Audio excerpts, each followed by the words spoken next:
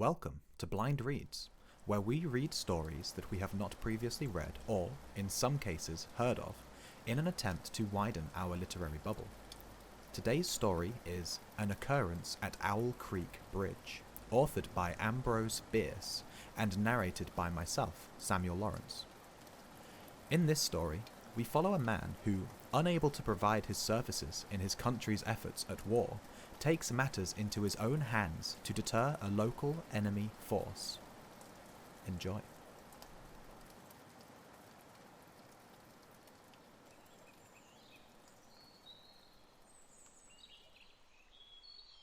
A man stood upon a railroad bridge in northern Alabama, looking down into the swift water 20 feet below. The man's hands were behind his back, the wrists bound with a cord. A rope closely encircled his neck. It was attached to a stout cross timber above his head, and the slack fell to the level of his knees. Some loose boards laid upon the ties supporting the rails of the railway supplied a footing for him and his executioners, two private soldiers of the Federal Army, directed by a sergeant who, in civil life, may have been a deputy sheriff. At a short remove upon the same temporary platform was an officer in the uniform of his rank, armed. He was a captain. A sentinel at each end of the bridge stood with his rifle in the position known as support, that is to say, vertical in front of the left shoulder, the hammer resting on the forearm thrown straight across the chest. A formal and unnatural position enforcing an erect carriage of the body. It did not appear to be the duty of these two men to know what was occurring at the centre of the bridge. They merely blockaded the two ends of the foot planking that traversed it. Beyond one of the sentinels, nobody was in sight. The railroad ran straight away into a forest for 100 yards, then, curving, was lost to view. Doubtless, there was an outpost farther along. The other bank of the stream was open ground, a gentle slope topped with a stockade of vertical tree trunks, loopholed for rifles, with a single embrasure through which protruded the muzzle of a brass cannon commanding the bridge. Midway up the slope, between the bridge and the fort, were the spectators, a single company of infantry in line at parade rest, the butts of their rifles on the ground, the barrels inclining slightly backwards against the right shoulder, the hands crossed upon the stock. A lieutenant stood at the right of the line, the point of his sword upon the ground, his left hand resting upon his right. Excepting the group of four at the centre of the bridge, not a man moved. The company faced the bridge, staring stonily, motionless. The sentinels facing the banks of the stream might have been statues to adorn the bridge. The captain stood with folded arms, silent, observing the work of his subordinates, but making no sign. Death is a dignitary who, when he comes announced, is to be received with formal manifestations of respect, even by those most familiar with him. In the code of military etiquette, silence and fixity are forms of deference. The man, who was engaged in being hanged, was apparently about 35 years of age. He was a civilian, if one might judge from his habit, which was that of a planter. His features were good, a straight nose, firm mouth, broad forehead, from which his long, dark hair was combed straight back, falling behind his ears to the collar of his well-fitting frock coat. He wore a moustache and pointed beard, but no whiskers. His eyes were large and dark grey, and had a kindly expression which one would hardly have expected in one whose neck was in the hemp. Evidently, this was no vulgar assassin. The liberal military code makes provision for hanging many kinds of persons, and gentlemen are not excluded. The preparations being complete, the two private soldiers stepped aside and each drew away the plank upon which he had been standing. The sergeant turned to the captain, saluted, and placed himself immediately behind that officer, who in turn moved apart one pace. These movements left the condemned man and the sergeant standing on the two ends of the same plank, which spanned 3 of the cross ties of the bridge. The end upon which the civilian stood almost, but not quite, reached a 4th. This plank had been held in place by the weight of the captain. It was now held by that of the sergeant. At a signal from the former, the latter would step aside, the plank would tilt, and the condemned man would go down between the 2 ties. The arrangement condemned itself to his judgment as simple and effective. His face had not been covered, nor his eyes bandaged. He looked a moment at his unstead footing, then let his gaze wander to the swirling water of the stream racing madly beneath his feet. A piece of dancing driftwood caught his attention, and his eyes followed it down the current. How slowly it appeared to move. What a sluggish stream. He closed his eyes in order to fix his last thoughts upon his wife and children. The water touched to gold by the early sun, the brooding mists under the banks at some distance down the stream, the fort, the soldiers, the piece of drift. All had distracted him, and now he became conscious of a new disturbance. Striking through the thought of his dear ones was sound which he could neither ignore nor understand. A sharp, distinct, metallic percussion, like the stroke of a blacksmith's hammer upon the anvil. It had the same ringing quality. He wondered what it was, and whether immeasurably distant or nearby. It seemed both. Its recurrence was regular, but as slow as the tolling of a death knell. He waited each new stroke with impatience, and, he knew not why, apprehension. The intervals of silence grew progressively longer. The delays became maddening. With their greater infrequency, the sounds increased in strength and sharpness. They hurt his ear like the thrust of a knife. He feared he would shriek. What he heard was the ticking of his watch. He unclosed his eyes and saw again the water below him. If I could free my hands, he thought, I might throw off the noose and spring into the stream. By diving, I could evade the bullets, and swimming vigorously reach the bank. Take to the woods and get away home. My home, thank God, is as yet outside their lines. My wife and little ones are still beyond the invaders' farthest advance. As these thoughts, which have here to be set down in words, were flashed into the doomed man's brain rather than evolved from it, the captain nodded to the sergeant. The sergeant stepped aside. Peyton Farquhar was a well-to-do planter of an old and highly respected Alabama family. Being a slave owner, and like other slave owners, a politician, he was naturally an original secessionist and ardently devoted to the Southern cause. Circumstances of an imperious nature, which it is unnecessary to relate here, had prevented him from taking service with that gallant army which had fought the disastrous campaigns ending with the fall of Corinth, and he chafed under the inglorious restraint, longing for the release of his energies, the larger life of the soldier, the opportunity for distinction. That opportunity, he felt, would come, as it comes to all in wartime. Meanwhile, he did what he could. No service was too humble for him to perform in the aid of the South. No adventure too perilous for him to undertake, if consistent with the character of a civilian who was at heart a soldier, and who in good faith, and without too much qualification, assented to at least a part of the frankly villainous dictum that all is fair in love and war. One evening, while Farquhar and his wife were sitting on a rustic bench near the entrance to his grounds, a grey-clad soldier rode up to the gate and asked for a drink of water. Mrs. Farquhar was only too happy to serve him with her own white hands. While she was fetching the water, her husband approached the dusty horseman and inquired eagerly for news from the front. "The Yanks are repairing the railroads," said the man, "and are getting ready for another advance. They have reached the Owl Creek Bridge, put it in order, and built a stockade on the north bank.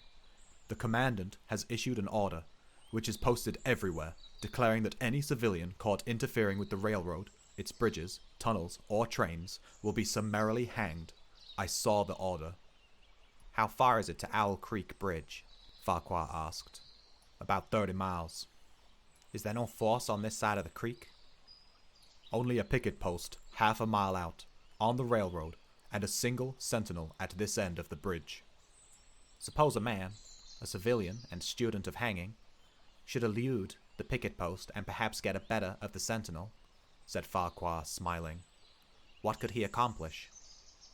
The soldier reflected.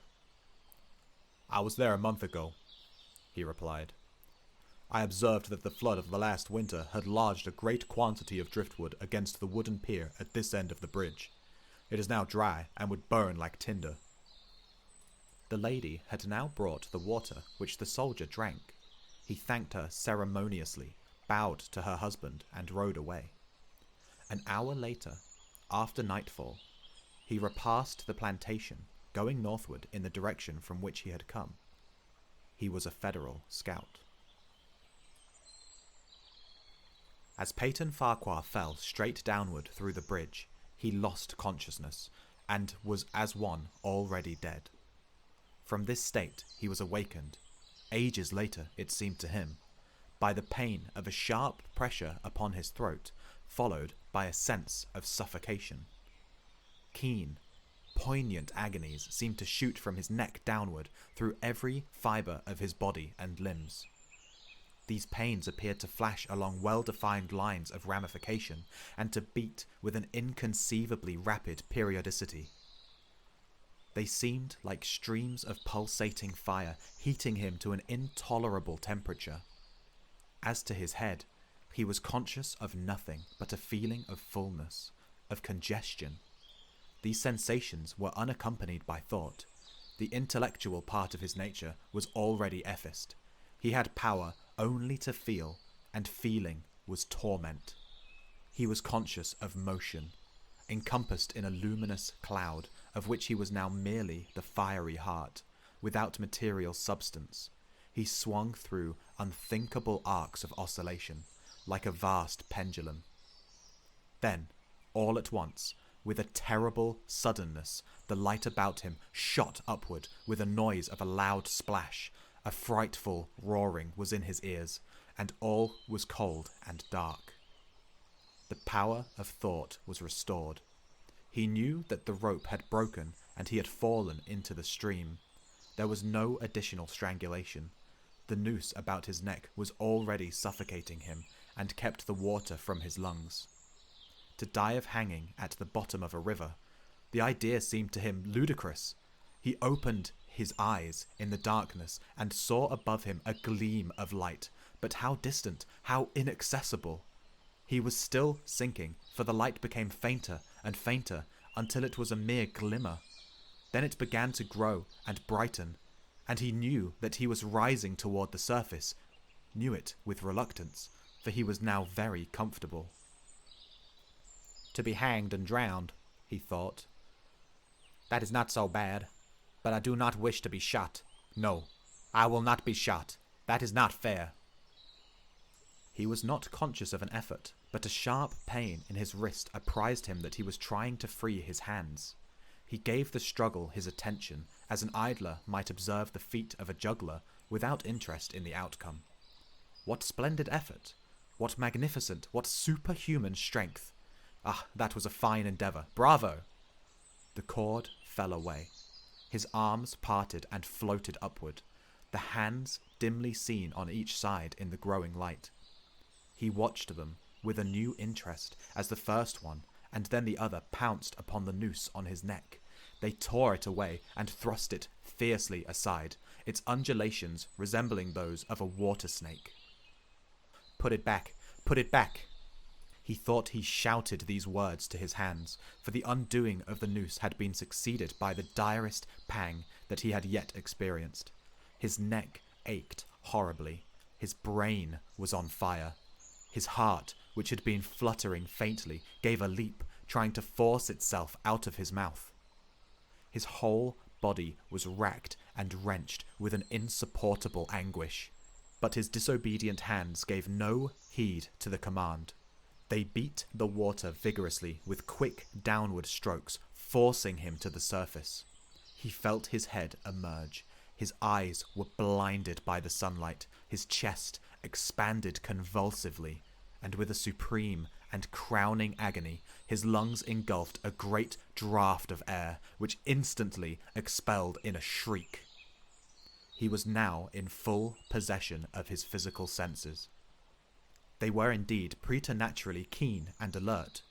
Something in the awful disturbance of his organic system had so exalted and refined them that they made record of things never before perceived.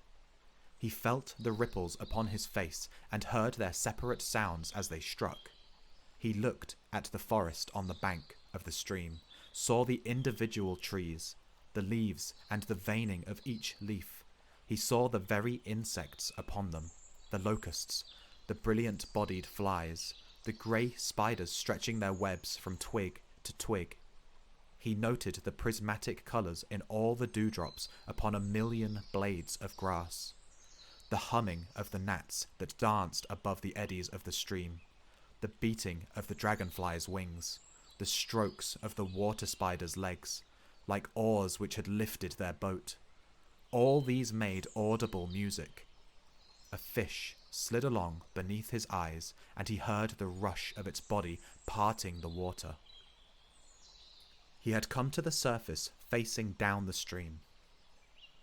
In a moment, the visible world seemed to wheel slowly round himself, the pivotal point, and he saw the bridge, the fort, the soldiers upon the bridge, the captain, the sergeant, the 2 privates, his executioners. They were in silhouette against the blue sky. They shouted and gesticulated, pointing at him. The captain had drawn his pistol, but did not fire.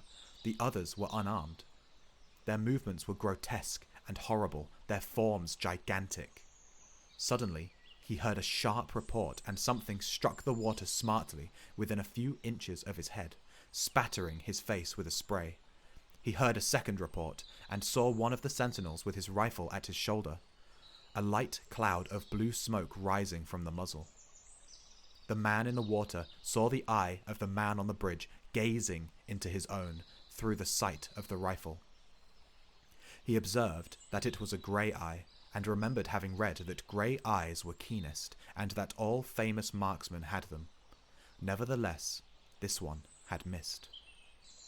A counter-swirl had caught Farquhar and turned him half around. He was again looking at the forest on the bank opposite the fort. The sound of a clear, high voice in a monotonous sing-song now rang out behind him and came across the water with a distinctness that pierced and subdued all other sounds, even the beating of the ripples in his ears.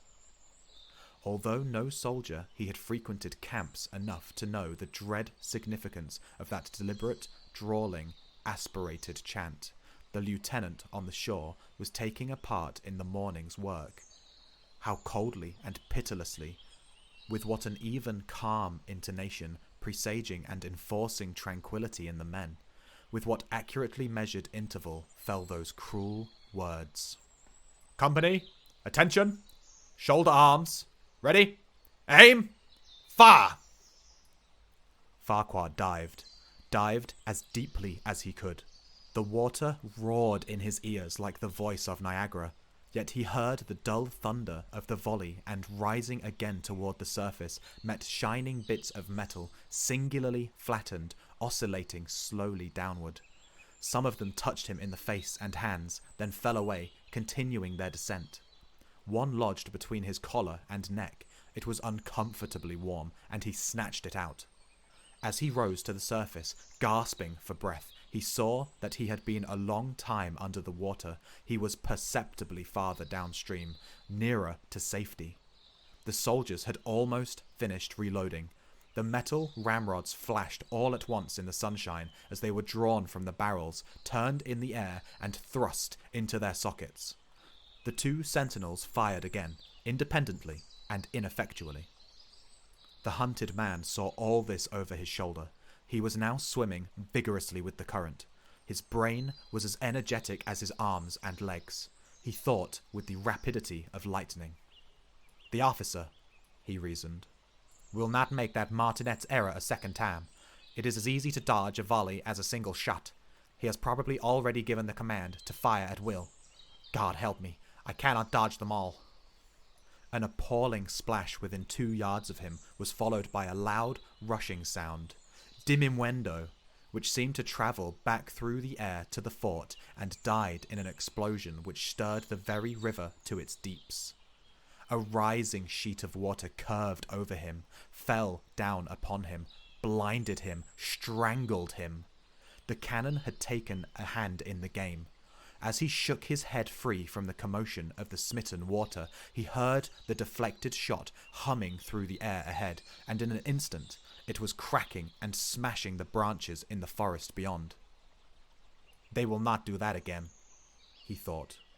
"The next time they will use a charge of grape. I must keep my eye upon the gun. The smoke will apprise me. The report arrives too late. It lags behind the missile. That is a good gun." Suddenly, he felt himself whirled round and round, spinning like a top. The water, the banks, the forest, a now distant bridge, fort, and men, all were commingled and blurred. Objects were represented by their colours only, circular, horizontal streaks of colours. That was all he saw. He had been caught in a vortex, and was being whirled on with a velocity of advance and gyration that made him giddy and sick. In few moments he was flung upon the gravel at the foot of the left bank of the stream, the southern bank, and behind a projecting point which concealed him from his enemies. The sudden arrest of his motion, the abrasion of one of his hands on the gravel, restored him, and he wept with delight. He dug his fingers into the sand, threw it over himself in handfuls, and audibly blessed it. It looked like diamonds, rubies, emeralds. He could think of nothing beautiful which it did not resemble. The trees upon the bank were giant garden plants. He noted a definite order in their arrangement, inhaled the fragrance of their blooms. A strange roseate light shone through the spaces among their trunks, and the wind made in their branches the music of Aeolian harps. He had not wished to perfect his escape. He was content to remain in that enchanting spot until retaken. A whiz and a rattle of grape shot among the branches high above his head roused him from his dream. The baffled cannoneer had fired him a random farewell. He sprang to his feet, rushed up the sloping bank, and plunged into the forest. All that day he travelled, laying his course by the rounding sun. The forest seemed interminable. Nowhere did he discover a break in it, not even a woodman's road. He had not known that he lived in so wild a region. There was something uncanny in the revelation. By nightfall he was fatigued, footsore, famished. The thought of his wife and children urged him on. At last he found a road which led him in what he knew to be the right direction. It was as wide and straight as a city street, yet it seemed untravelled. No fields bordered it, no dwelling anywhere, and not so much as the barking of a dog suggested human habitation. The black bodies of the trees formed a straight wall on both sides, terminating on the horizon in a point, like a diagram in a lesson in perspective. Overhead, as he looked up through this rift in the wood, shone great golden stars, looking unfamiliar and grouped in strange constellations. He was sure they were arranged in some order which had a secret and malign significance. The wood on either side was full of singular noises, among which, once, twice, and again, he distinctly heard whispers in an unknown tongue. His neck was in pain, and lifting his hand to it, found it horribly swollen. He knew that it had a circle of black where the rope had bruised it. His eyes felt congested. He could no longer close them. His tongue was swollen with thirst. He relieved its fever by thrusting it forward from between his teeth into the cold air. How softly the turf had carpeted the untravelled avenue. He could no longer feel the roadway beneath his feet. Doubtless, despite his suffering, he had fallen asleep while walking, for now he sees another scene. Perhaps he has merely recovered from a delirium. He stands at the gate of his own home. All is as he left it, and all bright and beautiful in the morning sunshine. He must have travelled the entire night. As he pushes open the gate and passes up the wide, white walk, he sees a flutter of female garments. His wife, looking fresh and cool and sweet, steps down from the veranda to meet him. At the bottom of the steps, she stands waiting with a smile of ineffable joy, an attitude of matchless grace and dignity. Ah, how beautiful she is! He springs forward with extended arms. As he is about to clasp her, he feels a stunning blow upon the back of the neck. A blinding white light blazes all about him with a sound like the shock of a cannon. Then all is darkness and silence. Peyton Farquhar was dead. His body, with a broken neck, swung gently from side to side beneath the timbers of the Owl Creek Bridge.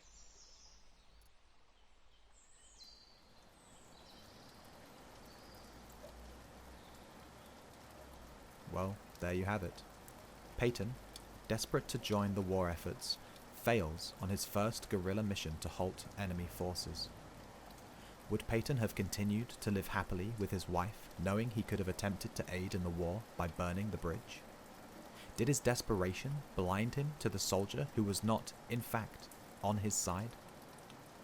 Let me know what you thought of the story below, and thank you for listening.